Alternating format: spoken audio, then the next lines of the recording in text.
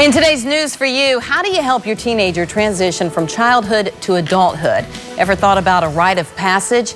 Kedar Brown is the founder and director of the Rites of Passage Council, something that could save your child from making the wrong choices later in life. Rite of Passage. I have heard of that. My husband heard about it on the radio not too long ago, but most people have never heard about it. Explain what it is. Well, a rite of passage is a way of marking, celebrating, honoring these changes in, call them life station, developmental. And you've been doing this like 25 years. Right. You come from Asheville. You're offering a workshop here, and I'll give you all the details on that in a moment. But why is it that parents should consider doing a rite of passage? What's it going to prevent in their child's lives? There's an innate hunger in adolescents to experience something that tests them. And if we don't provide rites of passages, they will create them on their own. And all you have to do is watch the news. Yes. So and those could be things on their own, like drinking, thinking they're big enough to drink now, or drinking, drug use, gangs with their ritualized format of hierarchy.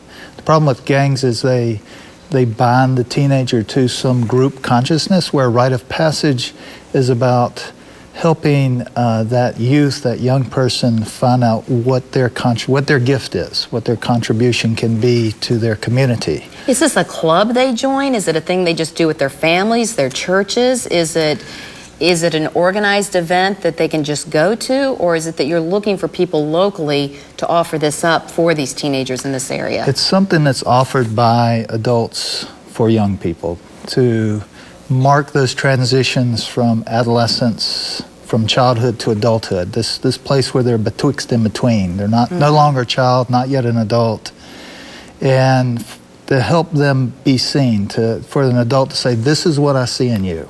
These are the gifts that I see in you that you bring to this community." Like, that's what they're hungry for. And when adults don't provide it, they create it. They will, except it takes a real shadowy form, like we just talked about, and they initiate themselves into adulthood through these dangerous behaviors. And so it's a way of, there's phases of a rite of passage called the calling, and then the severance, this separation from what was, be it childhood or an old way of being or old behaviors. And then there's this threshold period, which is